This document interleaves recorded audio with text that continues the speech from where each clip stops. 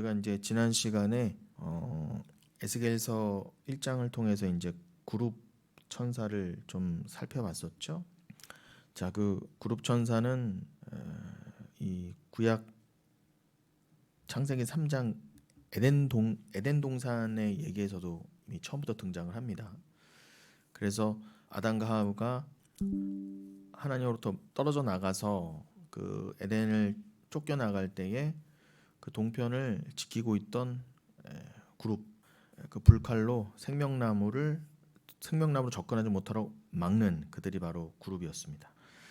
그리고 그러니까 그 그룹은요, 여러분, 하나님의 명을 그대로 받아 순종하는 존재가 동시에 천상이 그런 천사라는 존재인가 동시에 절대적으로 하나님의 명령을 받아 순종하는 존재, 즉 그냥 하나님의 어떤 사자죠. 그러니까 하나님의 뜻과는 다르게 움직일 수 없는, 그러니까 천사가 하는 말과 천사가 하는 모든 행위들은 다 하나님의 뜻과 생각을 그대로 드러내는 것이에요. 그러니까 그룹 천사의 말과 생각, 행위는 다 하나님의 것과 동일했습니다. 그래서 늘 주의 종들이 그런 천사, 하나님의 사자를 보고 나서 그 앞에 하나님께 엎드리듯이 엎드렸던 이유가 있던 거예요. 그냥 내가 하나님의 사자를 보았다, 천사를 보았다 정도가 아니라 천사는 곧 하나님과 같이 여겼던 거예요. 왜냐하면 하나님의 뜻을 그냥 받드는, 하나님의 뜻을 담은 그릇이니까 마치 하나님을 뵙듯 그 천사들 앞에 무릎 꿇었다는 겁니다. 천사들을 단순히 숭배했다는 게 아니라 하나님의 뜻 앞에 경외감을 드러낸 거죠. 하나님의 뜻 앞에 무릎을 꿇은 겁니다. 천사 앞에 그저 무릎을 꿇었다는 게 아니라 천사가 독립적으로 대단한 존재, 대단한 이렇게 각자의 주권을 가지고 뭔가 독립된 그런 개체였다는 게 아니라 말 그대로 하나님의 종이었기 때문에 그 하나님의 뜻을 그대로 담아낸 게 종이잖아요. 그래서 그 종 자체에게 무릎을 꿇는 게 아니라 하나님의 뜻 앞에 무릎을 꿇었던 겁니다. 그러니까 하나님의 사자, 천사, 그룹 이런 것들은요, 하나님의 임재를 상징하기도 하는 게 맞죠. 그 천사가 내 앞에 있다는 거는 단순히 그 하나님이 천사의 모습으로 오셨다는 게 아니라 지금 하나님의 말씀과 뜻이 내 앞에 있는 거잖아요. 그 하나님의 뜻과 말씀이 지금 나와 함께 있다는 것의 상징이기 때문에 그 앞에 엎드릴 수밖에 없었던 겁니다. 그러니 우리가 지금 계속 그룹 천사를 살펴봤지만 그룹 천사는 더더욱 어떻게 해요? 하나님의 임재, 그것의 상징입니다. 그래서 성막 때부터 그렇게 곳곳에, 성전도 마찬가지고요, 그렇게 그룹 천사가 곳곳에 형상화되어 있던 거예요. 그게 단순히 아름답게 뭔가 이렇게 거룩하게 보이려고 하나님이 그렇게 수놓아라, 내지는 장식해라, 단순히 성막과 성전을 예쁘게 보이려고 장식의 차원에서 그렇게 하는 게 아니라 이 성막과 성전 자체가 하나님의 뜻이다. 그룹 천사들이 하나님의 뜻을 담아내야 됐던 것처럼 이 성막과 성전도 그저 하나님의 뜻을 담아낸 것이다. 그래서 여러분, 성막과 성전 자체가 예수라고 말씀드렸잖아요. 천국이라고 그랬잖아요. 그럼 이 땅에 오신 예수도 하나님의 뜻을 그대로 담아내신 그냥 하나님입니다. 근데 예수 그리스도가 천사와 당연히 다른 것은 이건 더 높아심에 드리는 말씀이지만 예수가 천사와 동급이라는 게 아니라, 그죠? 그 천사가 가리키는 바, 예수는 하나님이시고 성령도 하나님이시니까 천사가 하나님을 담아냈다는 건 천사가 예수도 담아냈다는 거잖아요. 그러니까 예수 그리스도가 이 땅에 하나님의 뜻을 그대로 담고 그 사랑을, 진리를 담고 그대로 오신 완벽한 그 하나님. 여러분, 하나님을 계시할 수 있는 거는 인간으로서는 안 되잖아요. 하나님 외에는 하나님을 계시할 수 있는 존재가 없어요. 여러분, 원숭이가 아무리 사람과 비슷해도 여러분, 원숭이가 사람을 계시할 수 있습니까? 여러분, 원숭이를 보고 사람을 이해할 수 있어요? 그러니 여러분, 이 똑같은 존재, 인간을 계시하려면, 인간을 드러내고 인간을 설명하려면 똑같은 인간이 있어야 되는 것처럼 하나님을 계시하려면 여러분, 다른 존재로는 안 돼요. 그래서 예수만이 하나님을 계시할 수 있었던 겁니다. 계시의 종교가 기독교잖아요. 그렇게 예수 그리스도는 하나님의 뜻을 그대로 담아내셨기 때문에 왜 그게 가능했어요? 하나님을 사랑하니까, 사랑으로 하나 되었으니까 그 온전한 사랑을 계시할 수 있는 존재는 하나님은 사랑이시라라고 한 그 진리를 계시할 수 있는 존재는 예수밖에 없었어요. 그래서 예수가 이 땅에 오실 수밖에 없었다는 거예요. 그러니까 예수는 이 땅에 반드시 와야만 했습니다. 우리가 왜 죄인이에요? 하나님은 사랑이시라 이 진리를 모르니까 죄인인 거예요. 근데 하나님이 내 아들 예수를 육을 입혀서 너에게 보내어서 나를 계시할게라고 만세전에 작정하시고 우리와 언약하지 않으셨다면, 약속하지 않으셨다면 예수는 오실 일이 없었어요. 그리고 예수가 오시지 않았다면 우리는 하나님을 모르는 그죄로 영원히 지옥일 수밖에 없었어요. 그러니 여러분, 하나님이 그렇게 우리를 위해서 예수를 그렇게 하시기로 언약하지 않으셨다면 우리에게는 아무런 소망이 없었다는 겁니다. 근데 이거가 안 믿어지고 안 믿는 게 죄예요 또. 그럼 여러분, 제가 언약, 계약 얘기도 말씀드렸지만 여러분, 계약과 계약은 동등해야지. 언약과 계약이잖아요. 여러분, 지나가는 개와 계약하실 수 있어요? 언약하실 수 있어요? 아무리 집에 있는 강아지가 이뻐요. 아무리 이뻐도 너는 나와 1대1의 관계로서 나의 모든 재산을, 뭐 요즘 미친놈들은 뭐 그걸 미쳤다고는 표현하긴 그렇지만 어떤 사람들은 그냥 걔한테 다 재산을, 유산을 상속해주는 사람도 있는데 그건 특별한 경우고, 일반적으로 우리가 강아지가 아무리 귀해도 여러분, 강아지와 인간 대 인간으로서의 계약은 맺지 않잖아요. 여러분, 강아지가 아무리 예뻐도 개는 개입니다. 절대로 밥상도 겸상을 할 수 없어요. 뭐 계약 정도가 아니라 밥상도 겸상이 안 돼요. 밥 먹을 때는 개는 그냥 저희 가서 먹어야 돼요. 잘 때도 저희 가서 자야 되고, 아무리 이뻐도 개는 화장실이 따로 있어요. 근데 이제 그 선을 잡고 넘으면 개가 이제 미친 거죠. 우린 다 하나님에 미쳤던 거예요. 하나님은 하나님, 우린 우린데 우리는 선악과 먹고 다 하나님 자리를 뺏었잖아요. 우리는 그러니까 개만도 못한 거예요. 개들은 선을 지키잖아요. 근데 우리는 선을 안 지켰단 말입니다. 근데 그 착한 개하고도 우리는 계약을 안 맺어요. 여러분 자녀가 죽어가요. 그러면은 너무 사랑하는 강아지, 그 강아지 뼈를 고아 먹으면은 산다, 간을 먹이면 산다. 그러면은 개를 눈물 가운데도 죽여서 희생시킵니다. 근데 여러분, 반대로 개가 죽어가요. 너무 사랑스러운 개여도 당신 아들의 뼈와 간을 내서 먹이면은 삽니다. 그러면은 손가락 하나도 내 아들은 못 건드려요. 내 자식은요. 그런 것처럼 여러분, 아무리 사랑한다 해도 사람과 개는 달라요. 근데 여러분, 생각해 보세요. 하나님과 우리는 완벽하게 다르고, 하나님은 하나님, 우리는 피조물인데 그냥 하나님 버리셔도 돼요. 게다가 타락했잖아요. 하나님도 몰라요. 우리는 그냥 죄인이에요. 내 뜻대로 살던 그냥 정말 무가치한 자입니다. 아무리 부자여도 아무리 똑똑해도 그냥 무가치한 자였어요. 나와 상관이 없는데? 그럼 나랑 상관없는 걔는, 지나가던 걔는 그냥 똥개인 것처럼 우리는 하나님께 똥개만도 못했어요. 그런데 그러한 자를 불러다가 묶어다가 영을 주셔서, 짐승반도 못했는데 우리에게 영을 주셔서 하나님을 알게 하시고, 여러분, 계약이 가당키나 하냐고요. 말도 안 통하는데요. 그런데 우리에게 영을 주셔서 말을, 하나님을 사랑이시라, 이런 단순히 국어 훈민정음 인간의 말 정도가 아니라 말씀을 깨닫고 말씀을 전할 수 있는 진짜 말을 얻었잖아요. 세상 사람들은 복음을 다 랄랄라 뚜뚜뚜 방언으로 듣는데 우리는 그 방언이 해석돼서 입에 얹혔잖아요. 심지어 예언으로 이게 담겨져서 전하고까지 있잖아요. 그 일은 하나님이 하신 거잖아요. 우리도 개만도 못했는데 하나님 우리를 영을 주셔서 천국에 들어가도 합당한 존재로 만들어줬어요. 그 하나님 나라에. 그리고 이런 존재를 어떻게 하나님과 방불하게 동급으로 계약을, 서로 언약의 대상자로 어떻게 살아주시냐 말이에요. 아브라함 때부터 보여주잖아요. 아브라함, 그 말도 안 되는 인간을, 너는 원래 그냥 그런 인간인데 내가 너를 사랑하여서 내가 너와 언약을 맺을 거야. 그게 창세기 15장이잖아요. 그랬더니 아브라함이 그걸 믿음에 15장 6절 의로 여기셨더라. 그게 이신득의잖아요. 이신칭의요. 창세기부터 드러난 이신칭의의 교리. 여러분, 이게 믿어지세요? 이게 믿어지는 게 기적이에요. 야, 어떻게, 그러니까 아브라함도요, 그냥 우리랑 똑같은 성정이 똑같은 인간인데 어떻게 하나님이 나와 계약을 맺으셔. 그게 믿어진 거예요. 그걸 의롭다 여기신 거지. 그걸 로마서 4장도 받아내잖아요. 뭐 아브라함이 믿음의 조상이어서, 뭐 거부여서, 아들을 많이 낳아서 오래 살아서 잘나서 의롭다가 아니라, 로마서 4장에서는 그 창세기 15장을 그대로 받아오면서 아브라함의 인간적인 행위나 인간에 의해서 그런 자격이 있는 건 하나도 없다고 다 무시하시잖아요. 아브라함도 철저히 무시하는데 사도 바울이 아브라함부터 치고 들어가는데 우리는 말할 게 뭐 있습니까?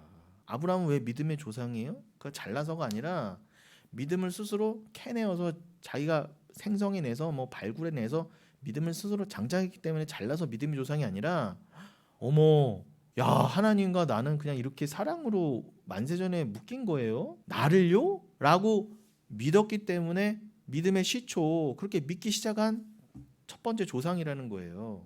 아브라함이 드러낸 바, 자, 내가 아브라함 안에서 아브라함에 속하여 구원할 너희 교회도 그거야. 니들이 잘나서가 아니라 아브라함처럼 그렇게 오직 믿음으로만 구원받을 자들 그걸 설명하기 위해서 너희 교회의 시작 그 머리를 아브라함으로 삼은 거야. 설명용으로요. 그러니 너희도 아브라함처럼 구원받는 거야. 너희도 설사 너희가 아브라함처럼 인간적으로 더 잘났다 하더라도 잘남으로가 아니라 다 똑같이 믿음으로 구원받는 거야 그러시는 거예요. 그래서 믿음의 조상입니다. 너희도 아브라함과 똑같은 모습으로.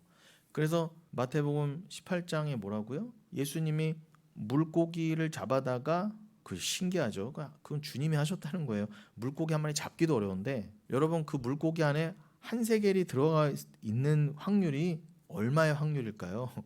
뭐 몇 억? 제가 수학 산수는 잘 모르지만 진짜 몇십억 분의 1의 확률일 거예요. 거의 그건 불가능해 불가능. 그냥 0.00001%의 가능성이라고 생각하시면 돼요.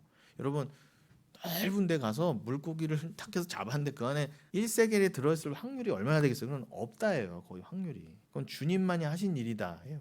단순히 야 난 이런 눈에 보이는 기적의 하나님이야를 드러내시려는 게 아니라 여러분 성전세는요 부자나 가난한 자나 다 반세겔씩이었단 말이에요. 그럼 예수님도 반세겔, 베드로도 반세겔. 그래서 두 사람이죠. 그 두세 사람이 두 사람이잖아요. 그 18장 20절 이에 두세 사람에 설명하시기 위해서 그 앞에 성전세 얘기도 나오는 겁니다. 그건 이제 교회의 용서와 교회의 교회됨을 설명하시기 위한 맥락 가운데 있는 거예요. 지금 제가 너무 얘기가 길어지니까 요 성전세 얘기만 말씀드리면 그러니 뭐예요?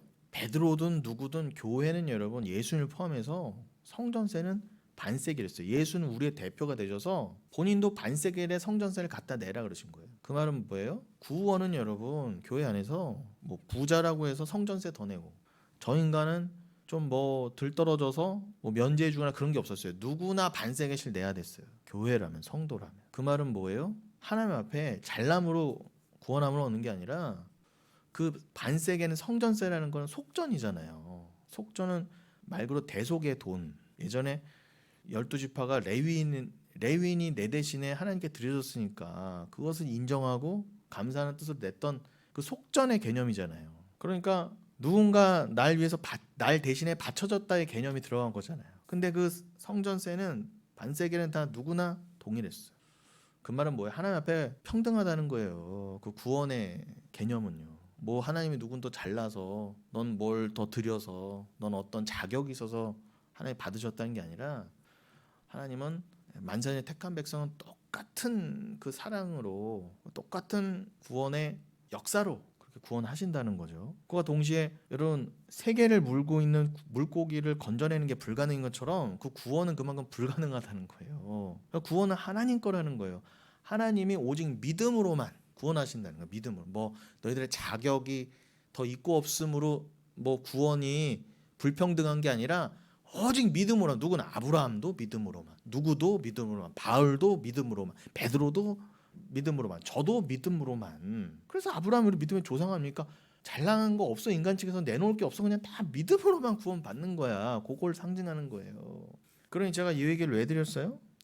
예수가 그렇게 이 복음을 하나님의 이 구원의 뜻을 그대로 계시할 수 있는 유일한 분이었기 때문에 그가 이 땅에 오셨고요. 그리고 오신 그 예수가 우리를 대표해서 반세기를 똑같이 내신 것처럼 우리와 동등한 입장에서 십자가에 달리심으로 또 죄인을 계시하셨다는 거예요. 예수 그리스도. 하나님을 계시하신과 동시에 죄인을 대표하실 수 있었다는 거예요. 그 예수가요. 하나님을 계시하면서 죄인을 대표할 수 있는 유일한 존재가 예수였다는 겁니다. 그 예수는 천사와 달라요. 그러니 여러분 그룹 천사도 하나님의 뜻 소식 그대로 전했지만 이거는 그러니까 예수 그리스도는요 모든 개념을 다 포함하시는 분입니다. 그러니까 천사도 예수의 하위 개념에 들어가요. 예수는 종 중에 종이시고 왕 중에 왕이시고 죄인 중에 괴수셨고 천사장이셨고 그러니까 모든 개념이 예수로 완성되는 거예요. 그러니까 천사들이 뭐 하나님의 뜻을 담아냈다고 하지만 그 모습을 통해 뭐예요? 진정 하나님의 뜻을 오롯이 담아내신 분은 예수다라고 설명하는 게 또 천사란 말입니다. 그러니까 예수 이꼴 천사는 아니지만 예수님이 천사의 모든 개념을 또 포함하신다는 거예요. 그러니까 구약 때는 특별히 예수 그리스도가 아직 육신을 입고 오시기 전이기 때문에 부분적으로 예수의 역할을 하던, 그래서 나중에 오실 메시아를 설명하던 존재들 중에 하나도 천사였던 거죠. 그렇게 하나님의 뜻을 그대로 담아서 전하는 천사들 앞에 그래서 주의 종들이 무릎 꿇었던 거예요. 단순히 천사 숭배가 아니라. 그 모습은 나중에 온전한 주의 종이시고 그냥 그 아들이신 예수께 우리가 무릎 꿇어야 된다를 또 설명하는 거죠. 아무튼 그 그룹 천사는 그렇게 하나님을 담아내는 존재로서 특별히 하나님의 임재 상징이니까 성막과 성전의 곳곳에 또 이렇게 장식이 돼 있었고 설명이 돼 있었다. 결정적인 게 뭐였다고요? 그 지성소한 법궤 위에 그 쉽게 말하면 뚜껑, 그 법궤 뚜껑이 속죄소라고 그랬죠. 시은자라고 됐고요. 거기에 그룹 천사가 이렇게 날개를 잇대고 이렇게 있다고 했습니다. 그런데 그 위에 뭐가 부어졌다고요? 구약 시대에 욤키푸르 대속죄이래요. 대제사장이 피를 들고 들어가서 그걸 뿌렸어요. 그러니까 여러분 거기는 피가 뿌려지는 곳이에요. 여러분 상징하는 바가 분명하죠.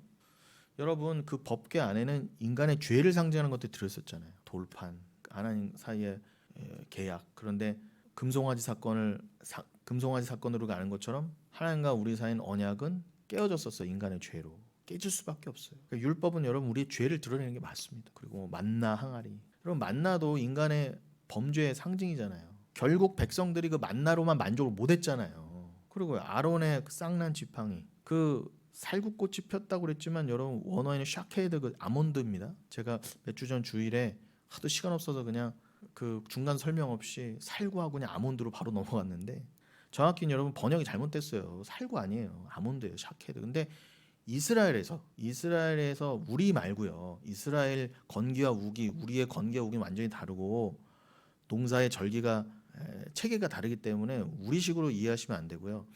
그들은 겨울이 우기잖아요. 그 우기가 끝나고 처음 피는 꽃이 아몬드 꽃이었단 말입니다. 그래서 겨울을 깨는 봄의 전령사 같은 게 아몬드 꽃이었어요. 그래서 그 샤케드인데 그게 또 깨어나라 일어나라고 하는 단어와 발음이 비슷해요. 그래서 언어 유희 비슷한 거죠. 아무튼 그래서 이스라엘에게는 그 아몬드 꽃이 그렇게 중요한 거예요. 우리를 경책하고 회개시키는 그 회개의 개념입니다. 우리를 자꾸 말씀으로 이렇게 깨우는 거죠. 이렇게 그게 샤케드예요. 근데 그 아몬드 꽃이 아론의 지팡이에 났다는 건 뭐예요? 잘 아시는 것처럼 여러분 고라 자손이 민수기에서 16장에서 배반하잖아요. 아론을 왜 우리가 아론의 말을 들어야 되는가?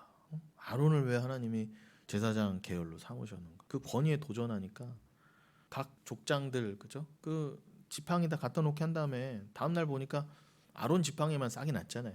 근데 여러분 다 고목이에요. 아까 그 물고기 입에 한 세개를 문 물고기를 건져내는 것처럼 불가능한 게 빼빼 마른 막대기에서 싹이 나는 거예요. 그건 주님만이 하실 수 있다는 거예요. 그런데 하나님이 아론 거에만 그렇게 하심으로 나머지는 다 가짜다. 니들은 다 틀렸다. 하나님이 심판해 주셨잖아요. 그것도 반역 아닙니까? 근데 다 반역의 상징이에요. 법궤 안에는요. 그게 위에가 법궤가 뚜껑이 딱 덮여야 돼요. 그냥 덮여서 안 보여야 돼요. 근데 그 위에 뭐가 부어졌다가 피가 덮임으로 안 보이는 겁니다. 우리 죄가요.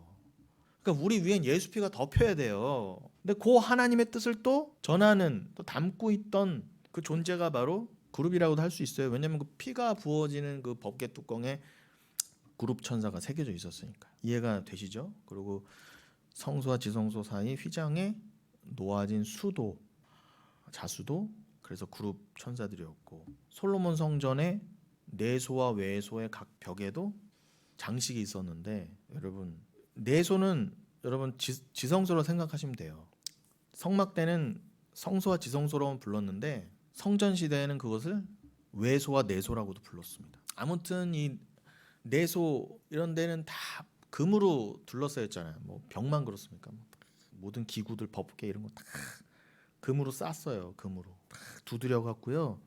금을 얇게 펴서 이렇게 뭐 조각목, 감람나무 이런 걸로 만든 것들 위에 금으로 얇게 펴서 이게 덮었단 말입니다.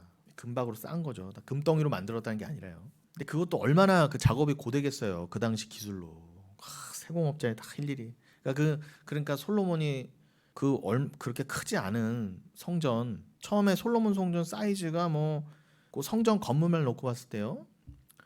그 두 기둥의 높이는 한 35규빗 됐으니까 그거 빼고 한 성전도에 30규빗, 폭이 한 20규빗, 그죠? 그런 사이즈의 성전, 요즘 그렇게 큰 규모는 아니지만 그런데 그걸 짓고 안에 또 막 다 금으로 붙이고 막 이래야 돼. 금으로 다 싸고 벽도 금으로 하고 해야 되니까 오래 걸린 거에서 7년 걸렸다 그러잖아요. 그것도 하나님 딱 하나님의 숫자인 7에 맞춰서 만들게 하신 거겠지만 그만큼 쉽지 않은 그런 작업들이었습니다.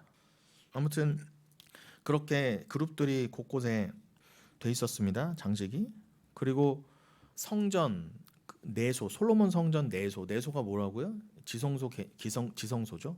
그 지성소 안에 여러분 법궤가, 제가 지금 말씀드린 법궤가 있지 않습니까? 그러면은 옛날 성막 때에는 법궤 뚜껑에만 그룹이 있었는데 여러분 성전에 와서는 커졌잖아요. 확장됐잖아요. 성막 때보다 사이즈가 커졌잖아요. 그러면 성전의 그 내소, 지성소 안에 법궤가 이렇게 있으면은 그 법궤를 중심으로 해서 지난 시간에 설명드렸죠. 이렇게 그룹 천사의 모양이 크게 또 있었단 말이에요. 그걸 감람나무로 조각해서 만들었다 그랬어요. 다른 나무도 안 돼. 감람나무. 여러분 좀 이따가도 말씀드리겠지만 이게 다 의미가 연결됩니다. 어떻게 또 두 감람나무야? 저는 바로 계시록 11장에 생각나더라고요. 아무 나무나 하면 안 돼요. 왜 감람나무를 하셨을까? 그죠? 그건 감람나무의 뜻은 성경 곳곳에 나와 있으니까. 그래 제가 말씀드린 대로 그룹 천사는 하나님의 임재와 하나님의 뜻을 담은 존재의 상징이니까 더더욱 감람나무로 만들어야 했습니다. 근데 아무튼 그 감람나무를 높이가 10규빗, 그러니까 5m예요. 그리고 날개가 2개잖아요. 그러면 이렇게 날개 하나 5규빗, 날개 하나 5규빗. 그러면 날개 다 합치면 10규빗이었어요. 높이가 10규빗, 여기가 10규빗. 이런 게 두 개의 형상이 있었어요.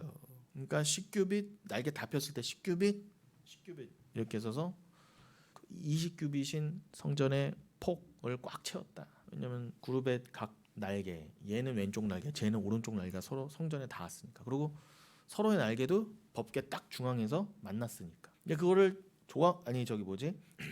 감람나무로 만든 다음에 그걸 또 딱 금박으로 쌌단 말입니다. 다 얇게 펴서 다 의미가 있어요.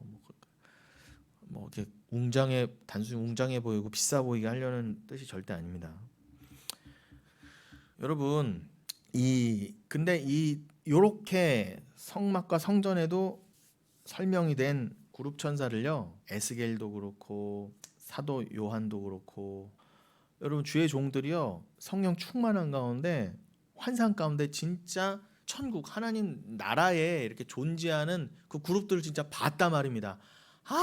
그렇구나. 솔로몬 성전에 그리고 그 법궤 뚜껑에 있던 그룹 천사가 천국의 저존대들이었구나 이렇게 본 거예요. 나중에 그게 저거였구나. 저거를 이렇게 만들어 본 거였구나 성전에다가. 그래 여러분 히브리서 8장 말씀처럼 모세가 40일 동안 하나님 나라 보고 와서 성막을 지은 게 맞아요. 그러니까 모세도 봤던 거예요. 에스겔도 보고 사도 요한도 보고 주의 종들이 본 거를 모세도 보고 야 이렇게 만들어라 이렇게 한 거야. 하나님 명령대로 만들어라는 명령을 백성들에게 전해서 그렇게 근데 그렇게 만들어 봐야 그렇게 얼마나 비슷하게 만들었겠습니까? 그렇게 하면 형상을 이렇게 해본 거죠. 법궤 뚜껑이라든가 솔로몬 때는 이렇게 큰 규모로. 그러나 그렇게 해봐야 천상의 그 존재가 어떻게 다 설명이 되겠어요. 지금 우리가 에스겔서 지난 시간 1장도 보고 여러분 계시록 4장도 보시면 알겠지만 동일한 걸 본 건데 기록한 자에 의해서 묘사 방식이 조금 달라요. 그래서 우리가 어떤 모양일까 짐작은 하지만 솔직히 이게 성경이긴 하지만 기록된 게 성경이긴 하지만 온전히 우리가 어떤 모양일 것이다가는 쉽게 상상하기는 어려워요. 다만 우리는 좀 부분적으로나마 이런 성막과 성전은 지금 또 남아있지도 않잖아요. 다 부서지고 없잖아요. 원래 원형이. 그러니까 성막과 성전에 대한 기록, 이러한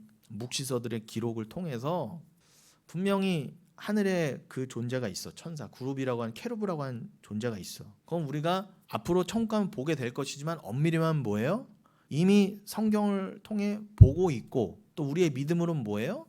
이미 만세전에 우리가 그 하늘에서 이미 봤던 존재인데 우리가 지금 망각하고 있는 거예요. 망각하고 있는 존재를 성경을 통해 그런 존재가 있구나, 내지는 나중에 우리가 미래적인 개념으로 가면 보게 되겠지라는 정도로만 그렇게 알고 있지만, 아마 나중에 우리가 천국 가서 보면 그래 나 저거 원래 봤었어, 그리고 나는 그거를 이 땅에서 말씀으로 또 보고 있었어, 이렇게 될 거야. 이걸 도대체 어떻게 더 설명해?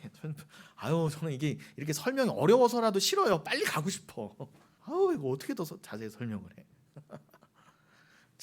그러니 참 재밌습니다. 아무튼 그런데 이 그룹 전사는 여러분, 지난 시간에 우리가 에스겔서 1장 봤을 때 이 내생물로 설명이 됐잖아요. 내생물. 그런데 그 내생물이 각자 날개가 있고 또 얼굴이 이렇게 각 면마다 모양이 다르대. 그래서 뭐 한쪽은 사자, 한쪽은 뒤쪽은 독수리, 또 한쪽은 송아지, 한쪽은 사람 얼굴. 상상이 되십니까, 여러분? 그런 모양으로 일단 에스겔은 묘사를 한 거예요. 그런데 같은 에스겔서 안에서도 에스겔서 41장 같은 데 보면은 때로는 그걸 두 얼굴로도 묘사를 했어요. 그리고 여러분 제가 계시록 4장 말씀을 드렸지만 계시록 4장에서도 분명히 내생물이 나오는데 거기서는 또 6날개라고 그래요. 제가 시간상 지금 읽지는 못하겠지만 거기 6날개라고 그래. 그럼 도대체 뭐가 맞는 거야? 어디서는 6날개라고 했다가 어디서는 4날개라고 했다가 또 어디서는 4얼굴이라 했다가 어디서는 2얼굴이라 했다가. 그럼 제가 조금 정리해서 말씀드리면, 제가 이제 요 앞 시간들에서는 여러분 그룹과 스랍은 분명히 구분하셔야 됩니다라고 했지만, 제가 결론적으로 말씀드리면 구약에서는 분명히 구분이 돼요. 그룹과 스랍이. 지금 에스겔서 1장이나 에스겔서 10장에 나온 그룹과 이사야서 6장에서 나온 스랍은 분명히 구분되는 것처럼 나옵니다. 이사야서 6장 같은 경우는 잘 아시죠? 거룩하다 거룩하다 거룩하다 그러고 날개 6 달린 존재들이 막 날아다니잖아요. 하나님 전 안에서요. 그리고 둘로는 눈을 가리고 둘로는 날고 둘로는 여기를 가리고, 그리고 제단 숯불을 가져다 이사야의 입을 그렇게 정하게 해주고. 근데 거기선 분명히 스랍들라고 했는데 그런데 구약에서는 그렇게 분명히 구분되는 존재처럼 보이지만, 여러분 좀 전에 말씀드린 계시록 4장에서의 그 내생물은요 마치 그룹과 스랍을 합쳐놓은 모습으로 나와요. 분명히 계시록 4장을 보면은 이건 그룹 얘기하는 것 같은데, 근데 또 날개가 6이고 거룩하다 거룩하다 거룩하다 그래. 그러니까 내린 결론은 뭐냐, 구약에서는 그룹과 스랍이 다른 존재처럼 구분이 돼 보이지만 계시록은 완성의 책이잖아요. 사도 요한이 봤을 때는 이 두 개념이 이렇게 합쳐져 있는 거예요. 그러니 그룹과 스랍은 어차피 천사로서 하나님의 명을 받드는 하나님 임재의 상징인 천사들로서 이게 구분되는 것 같이 보이나, 그러나 이들은 본질적으로는 하나구나, 같은 맥락의 존재들이구나 라고 이해하시면 되겠습니다. 이 여러분 그룹, 제가 좀 전에 솔로몬 성전의 내소, 즉 지성소 안에 두 그룹이 있다고 그랬잖아요. 큰 형상으로서. 그런데 그 두 그룹이 뭘로 만들어졌다고요? 감람나무.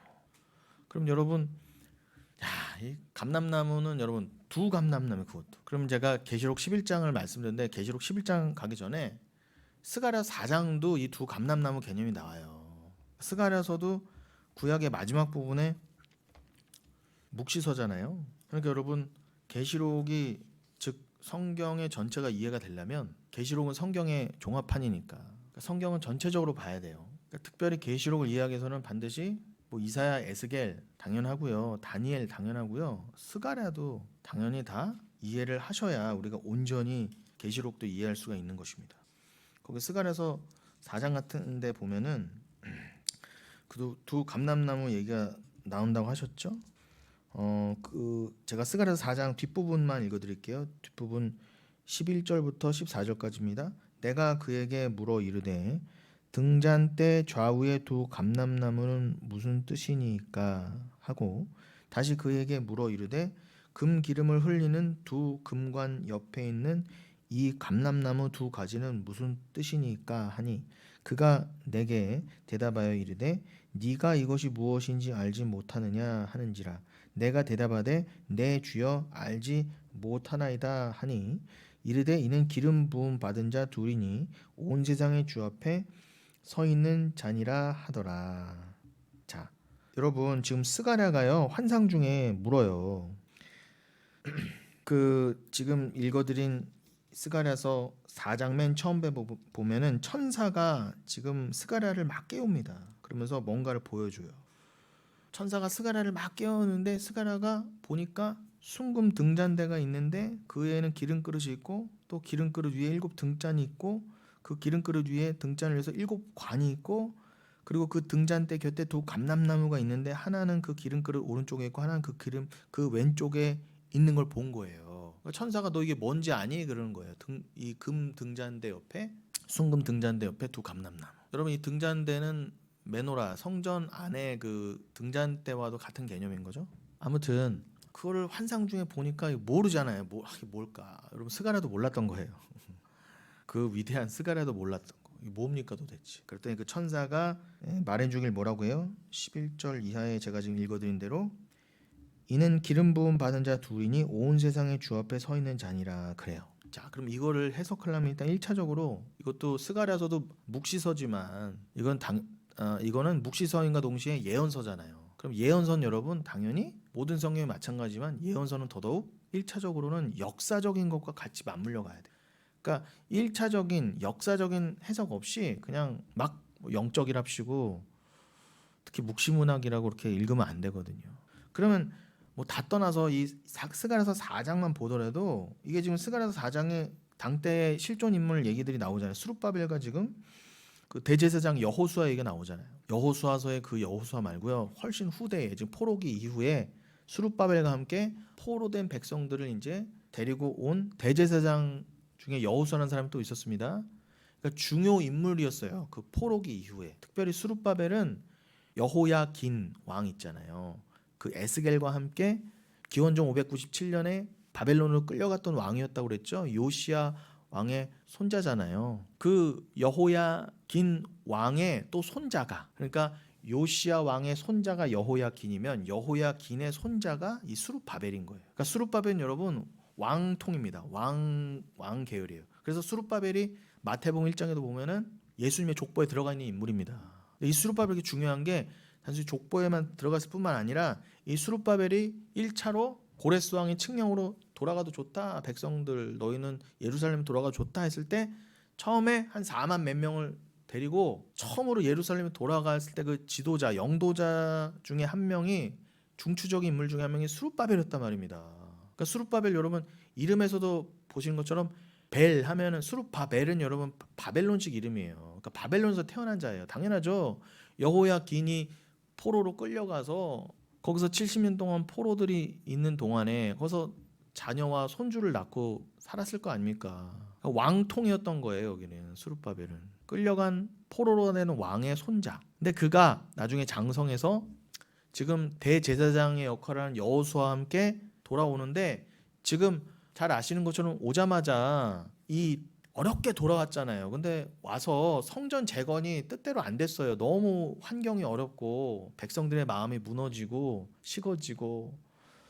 그러니까 하나님이 스가랴와 학개 같은 선지자들 그때 또 보내신 거죠. 성전은 반드시 다시 재건이 돼야만 했어요. 왜요?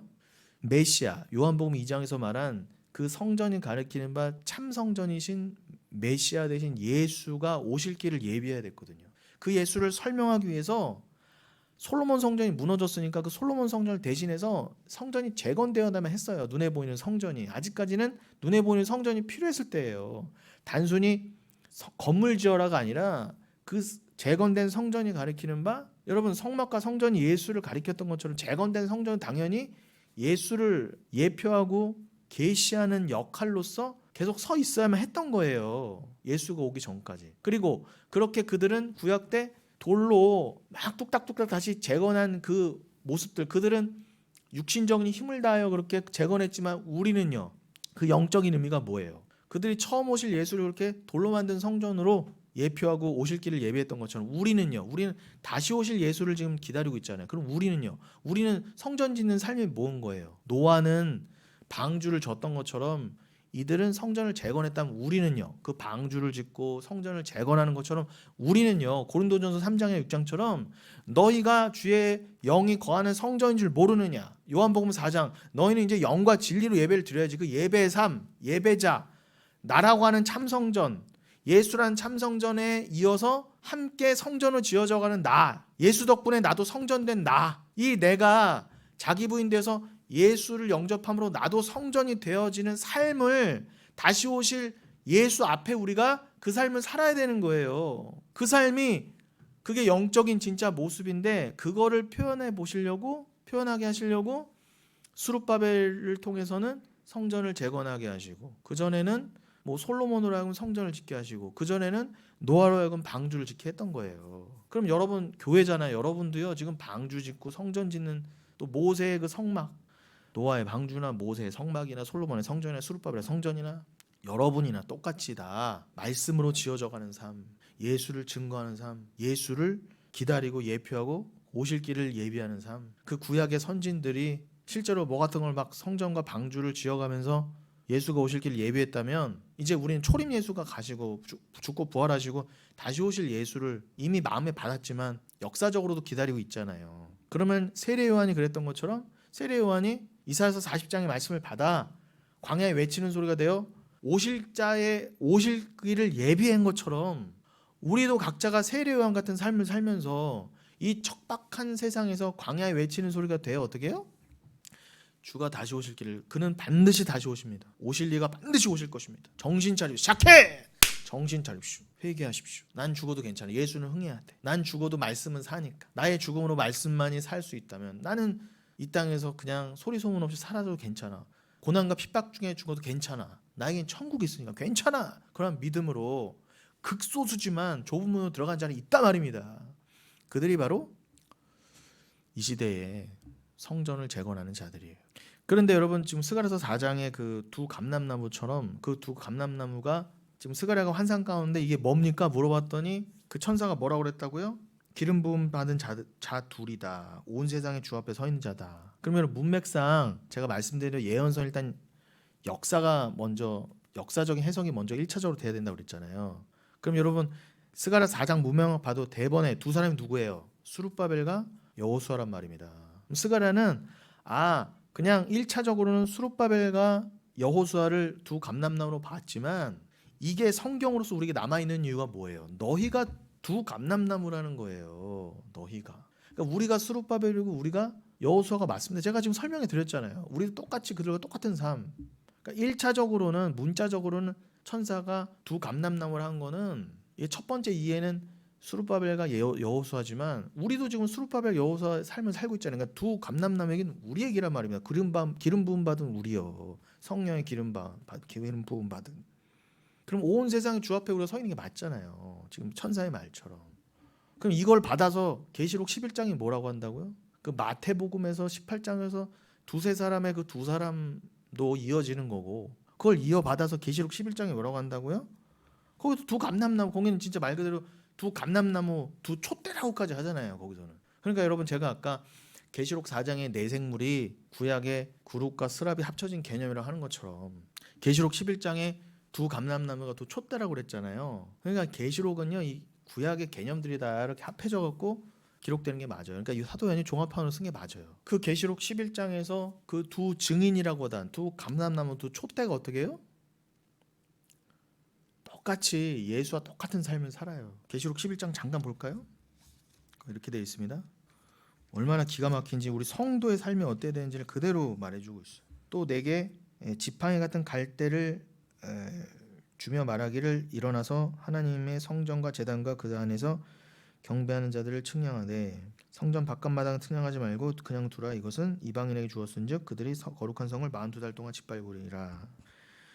내가 나의 두 증인에게 권세를 주리니 그들이 굵은 베옷을 입고 1260일을 예언하리라. 여기 보시면 이방인에게 밟히도록, 여러분 이 세상을 지금 하나님 밟히도록 놔두신 거예요. 사단과 이방인에게 허락하신 거라고요. 그 밟히는 기간이 42달이래요. 그런데 두 증인에게는 권세를 줘서 어떻게 해요? 굵은 베옷은 세마포시죠. 장의사 수의잖아요. 수의를 입고 예언하래요. 1260일 동안. 여러분 1260일이나 42달이나 똑같습니다. 그냥 환산해서 다를 뿐이에요. 42달이 1260일이에요. 그런데 이방인에게 짓밟히는 기간 42달 동안 동일한 기간, 표현만 1260일이라 했지 동일한 기간 동안 두 증인에게는 아까 스가랴서 4장에서도 두 증인이라고 하는 그 두 증인에게는 권세를 주되 어떤 권세요? 뭐 잘 먹고 잘 사는 그런 권세가 아니에요. 세상적인 권세가 아니라 뭐 대통령 해먹고 뭐 해먹는 권세가 아니라 꼴랑 해봐야 어떤 권세? 옷도 뭐 이런 좋은 옷도 아니야. 수의, 배옷 입고 얼마나 재수 없어요. 세상이 봤을 때. 배옷 입은 사람이 1260일 동안 무슨 예언하겠습니까? 제가 말씀드린 대로 세례 요한처럼 회개하라. 이 독사의 새끼들아, 회개하라. 니들 그 행위로 구원받는 거 아니다. 오직 믿음이다. 천국의 족 반드시 있다. 주가고 오실 거다. 얘기했지 않겠습니까? 세상이 절대 싫어하는 그 복음? 그거 했다는 거예요. 그거요. 그럼 제가 아까 말씀드렸잖아요. 두 증인 스룹바벨에가도 뭐라고요? 여호수아라고 했던 그 두 증인, 그 두 증인의 삶을 여러분들이 그대로 받은 거잖아요. 지금요. 이 시대에 여러분이 두 증인이에요. 여러분들도 그 의인들의 맥락을 이어서 그대로 어떤 삶을 산다. 계시록 11장에는 구체적으로 어떤 삶을요? 고난의 삶을, 복음 전파와 함께 고난을 받는다. 그들은 이 땅에 주 앞에 서 있는 두 감람나무 두 촛대니 분명히 그러잖아요. 이게 스가랴서 4장 연결되잖아요. 만일 누구든지 그들을 해하고자 하면 그들의 입에서 불이 나와서 그들의 원수를 삼켜버릴 것이요 누구든지 그들을 해하고자 하면 반드시 그와 같이 죽음을 당하리라. 그러니까 하나님이 너 딱 정하신 기간 1260일은 42달이기도 하고 3년 반이잖아요. 이 세상에서의 성도의 역사와 인생을 상징하는 묵시적인 표현이에요. 그러니까 1260일은 여러분 3년 반이면 예수님의 공생애와도 같잖아요. 그러니까 이 땅에서 성도로서 지내야 되는 그 기간을 말하는 거예요. 여러분 지금 그 기간을 살고 계시는 거예요. 환난을 통해. 이 기간 동안 여러분 주님이 허락하지 않으시면 여러분 절대 안 죽어요. 그러나 사시는 동안 여러분을 위한 삶, 잘 먹고 잘 사는 단순히 여러분 좋은 집에 살고 좋은 차 끌고 좋은 옷 입는 게 나쁘다는 뜻이 아니라 제가 말하는 뜻은 여러분 자체를 위한 삶, 여러분이 주인이 돼서 여러분만을 위한 삶, 이 세상의 가치관을 위한 삶, 이 세상에서 칭찬받기 위한 삶이라는 건 없다는 거예요. 성도에게. 어떤 권세만 주셨다? 내가 너에게 이 땅을 사는 동안 딱 주어진 기한이 있고 그래서 각자가 겉모습은 다르지만 그 기간 안에 각자 연한이 있어 사는 수명이 있단 말이에요.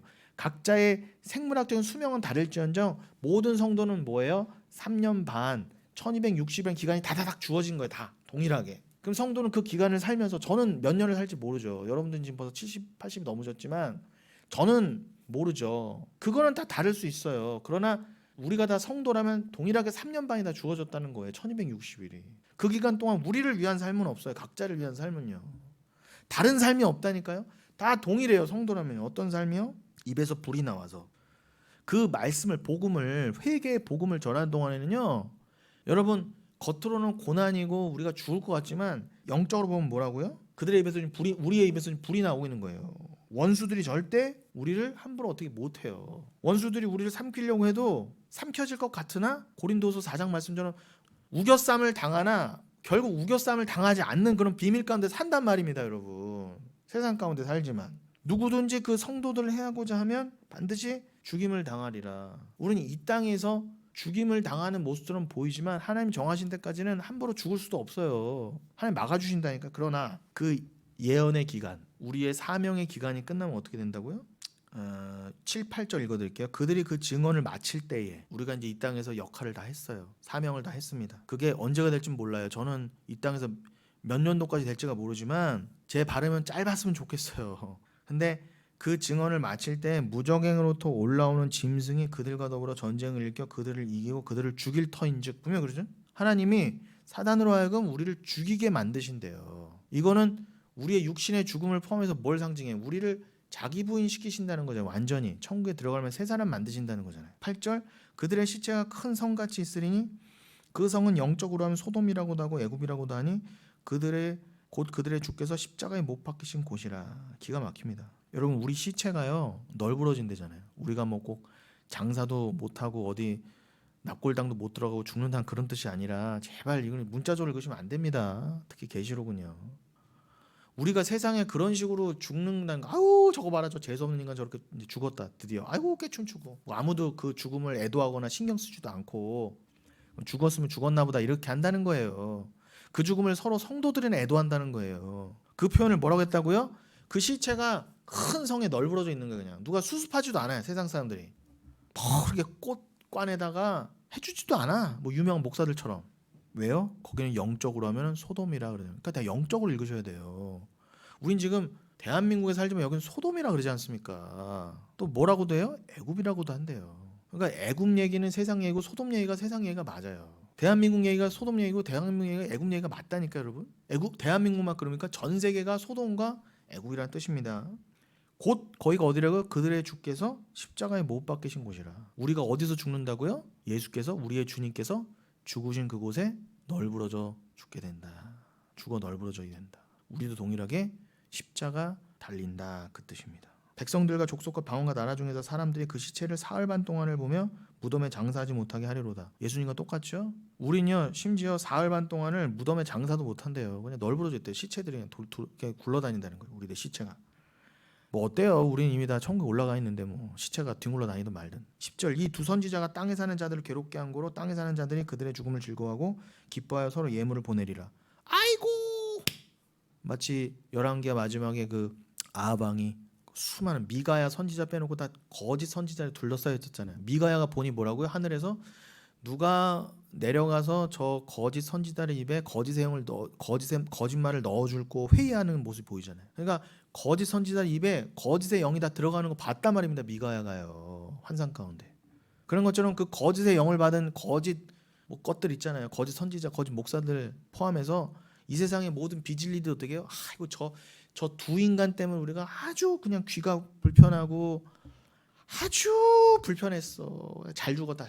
근데 이 상황이 꼭 그거예요. 계시록 20장 4절 이하처럼 무적행 얘기 나오잖아요. 그러니까 우리의 믿음은 뭐예요, 여러분? 이 세상은요, 이 땅에 진리가 다 죽으면요, 무적행에서 그때 잠시 잠깐 사단이 풀려나와서 이 땅의 모든 거짓 종, 거짓 것들과 함께 이렇게 꿰춤쳐요. 와, 우리가 드디어 진리를 다 죽였다. 저 두 증인이 마지막이었는데 저 다 죽여버렸다. 서로 예물을 나누고 기뻐한다 하지 않습니까? 그러나 여러분 시편 2편 하나님이 비웃으시며 그래 니들끼리 이제 다 이뤘어? 아이고 다 한 거야 이제? 그리고 계시록 19장 예수 그리스도가 흰말 타고 내려다 죽여버리신다. 그 직전의 상황인 거예요. 여러분 슬퍼하지 마십시오. 우린 죽어야 돼요. 죽을 겁니다. 복음과 함께. 장사도 안 돼요. 심지어 시체가. 그리고 우리를 보고 세상이 즐거워합니다. 근데 기가 막힌 게 어떻게 11절 12절 3일 반 후에 하나님께로부터 생기가 그들 속에 들어가매 여기서 생기 푸니마 조에스라고 되어 있습니다. 이건 아담이 받은 생기랑 다른 거예요. 제가 양육 때는 설명드렸지만 여기서 생기는 푸니마 말 그대로 루아흐예요. 그 에스겔서 37장에 뼈다구들한테 부어졌던 그 생기. 근데 아담한테 주어진 거는 우리나라 번역이 좀 아쉬운데 그건 생기가 아니라 원어로 보면 전혀 달라요. 뼈다구들한테 들어간 거는 루아흐지만 아담한테 들어갔던 건 니스마타임 다른 거예요. 그러니까 아담이 생기를 받아 생명을 받았다지만 아담은 타락했잖아요. 그러니까 그가 받은 건 성령이 아니에요, 여러분. 그냥 니스마타임에 간단 설명드리면 그냥 하나님을 알아보고 저 안에 영혼이 있구나 구분하는 정도. 저건 동물이구나, 저건 짐승이구나 정도 알아보는 정도가 저건 짐승이구나 인간이구나 알아보는 정도가 니스마타임이에요. 그래서 생령이 됐다. 하이네페시하야 살아있는 산 존재가 됐다. 그런데 동물은 네페시하야 그냥 산 존재. 동물은 네페시하고 우리 인간은 하이네페시하야구나. 요 정도 구분하는 게 생기란 말입니다. 아담이 받은 생기. 그러나 여기서 받은 생기는 이 두 증인이 받은 생기는 전혀 다른 거예요. 이건 구약에서 말하면 루아흐, 신약에서 말하면 푸뉴마. 그도 그렇게 여기서 원어에 보면은 생기가 푸뉴마 조에스라고 했어요. 조에스는 생명을 말하잖아요. 그러니까 성령이 가져두는 생명이 생기예요, 여러분. 진짜 생기. 그거를 받아 어떻게 해요? 부활하잖아요. 11절 12절 읽어드릴게요. 계시록 11장 11절 12절 3일 반 후에 하나님께로부터 생기가 그들 속에 들어가매 그들이 발로 일어서니 구경하는 자들이 크게 두려워하더라. 그 막 서로 예물을 나누고 깨춤추고 막 좋아라 했던 존재들이 크게 두려워하더라. 그 부활한 걸 보고. 12절 하늘로부터 큰 음성이 있어 이리로 올라오라 함을 그들이 듣고 구름을 타고 하늘로 올라가니 그들의 원수들도 구경하더라. 어머 저거 부활해서 구름 타고 올라가네? 원수들이 보더라. 우리가 그렇게 될 거예요, 여러분. 이미 그렇게 됐고요. 영적으로 이미 완성된 거예요. 구름 타는 건 원래 예수님밖에 안 됐어요. 다니엘서 7장에 나오죠. 원래 예수만 타시던 게 구름이었는데 정확히는 뭐 손오공처럼 군둔을 탄다는 게 아니라 구름에 휩싸여 있는 거예요. 원어라면 이렇게 구름에 휩싸여 있는 거. 그러니까 우리도 구름에 휩싸여져서 마치 데살로니가서 4장처럼 그 사도 바울도 그러잖아요. 우리가 그렇게 부활의 때에 종말의 완성의 때에 우리가 그렇게 주와 함께 구름에 들어가 있을 것이다 그렇게 그러잖아요. 그러니까 성경은 한 얘기만 합니다. 구름은 하나님의 신현현, 하나님의 임재를 상징해요.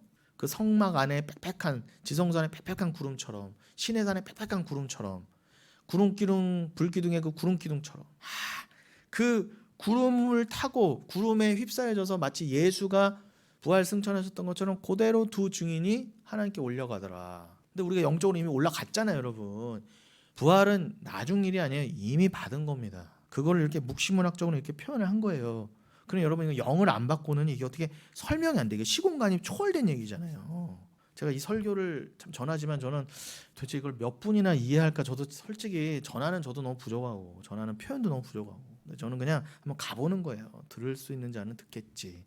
나눌 수 있는 자는 나누는 거겠지. 근데 중요한 건 뭐냐 핵심은 우리가 예수가 가신 길을 그대로 간다는 거야 교회는요. 그러면 그 두 증인은 뭐라고요? 지금 아까 스가랴서 4장의 표현을 하면은 단순히 수룹바벨과 여호수아를 넘어 예수 앞에 죽기까지 순종하는 주의 종들, 복음을 끝까지 전하다가 죽고 부활할 자들이에요. 복음으로 말미암아 세상에서는 버림받았으나 하나님께서 옳다 인정하실 그들. 그런데 여러분 두 증인이라면은 결국 뭐예요? 진짜 둘은 뭐예요? 둘은 하나잖아요. 같은 말만 전하는 한 목소리잖아요. 둘이 각자의 소리를 내지 않아요. 근데 왜 굳이 둘이라고 했을까요? 율법에서 꼭 두 증인을 말하지만 모세 율법에서도 그러니까 이 둘이 한 목소리를 낸다는 건 그건 맞다는 얘기예요. 최소한의 증거의 조건이잖아요. 한 명만 말하면 모르는데 둘이 같은 말하면 저거 맞나 보다 이렇게 된 최소한이 성립되는 두 명과 동시에 그건 뭐예요? 영적으로 주와 나예요. 하나님과 나와. 하나님과 나는 둘이지만 결과적으로 하나입니다. 왜요? 사랑으로 하나, 한 말씀으로 하나. 이 두 증인은 교회, 이 두 감람나무 교회를 말함과 동시에 주와 나, 주와 교회, 하나님을 말해요. 복음으로 하나 된 나와 하나님. 너무 신비롭지 않습니까, 여러분? 자, 제가 오늘 벌써 한 시간이 훌쩍 넘어갔는데 괜찮습니다. 계속 지금 이 맥락에 따라서 말씀을 계속 이어갈 건데 오늘은 좀 여기까지 할게요. 그래서 여러분 요 감람나무를 그냥 읽지 마시고 왜 성전 내소에서 그 두 그룹이 감람나무였고 왜 그걸 금을 입혔을까? 그리고 여러분 다음 시간에 말씀드리겠지만 이 금을요 금속을 얇게 펴는 거를 펼치다 할 때 그거를 라카라고 그래요 히브리어로. 그 라카에서 온 게 라키아예요. 요 라키아가 여러분 궁창이에요. 지난주 본문이었던 에스겔서 1장 22절 이하의 수정 같은 궁창, 그 수정 같은 궁창의 형상이라는 걸 우리가 나눴잖아요. 그래서 여러분 이제 궁창이란 개념을 오늘 창세기도 본문으로 읽었고 제가 지금 궁창의 개념을 이어가려고 지난 시간엔 에스겔서 1장 오늘은 창세기 1장 읽었지만 요 궁창의 개념을 이해하려면은 또 오늘 제가 설명드린 이런 것들이 다 또 이렇게 나누어져야만 해요. 이런 것들이 다 하나가 나누어져야 우리가 비로소 궁창을 이해할 수 있는 거예요. 그러다 필요한 말씀드리고 나눠줘야 될 뭐 사전 작업이 되니까 사전 작업이라는 게 어디 있어요?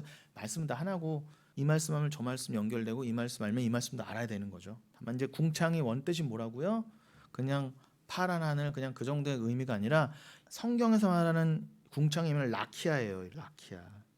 얇게 피는 거. 근데 성전에서는 어떻게 했다 그걸 금을 얇게 펴서 그 두 감람나무로 조각된 그룹을 이렇게 쌓았다고 그러잖아요. 그룹만 쌓아요? 법궤도 금으로 쌓았고 안에 내소의 벽들도 다 금으로 펴발랐단 말입니다, 여러분. 금덩이 하나 가져다 뚱땅뚱땅해서 이렇게 만들었다는 게 아니라 만들고 그걸 다 금 이렇게 금박으로 쌓은 거예요. 그럼 금박을 얇게 폈을 거 아닙니까, 금을. 그걸 궁창이라 그래요. 여러분 재밌죠? 그러니까 마치 궁창 위와 궁창 아래 그 궁창 위에 물과 궁창 아래 물을 나눌 그 궁창을 그렇게 하나님이 마치 성전의 그 금박을 얇게 펴서 넓힌 것처럼 그렇게 지금 하나님이 쌓으셨다 해요. 이렇게 궁창으로. 너무. 그러니까 여러분 이 성전의 개념을 모르면 하나님이 지금 우리를 처음 창조하실 때 궁창 아래를 이렇게 라키야 금박을 얇게 펴서 그 성전의 기명들을 다 쌓으신 것처럼 우리를 이렇게 금박으로 이렇게 싹 쌓으셨다. 그 느낌과 개념을 알 수가 없어요. 여러분 그걸 잘 또 우리가 이해하기 위해서 오늘 또 그 그룹을 더 자세히 나눈과 동시에 스가랴서 4장, 계시록 11장도 나눴습니다. 여러분 오늘은 여기까지 하겠습니다. 여러분 앞으로도 좀 어려우시더라도 계속 들으시고 복습하시고 공부하시면 더 그냥 은혜가 크실 거예요. 되기를 예수님의 이름으로 축원드리겠습니다.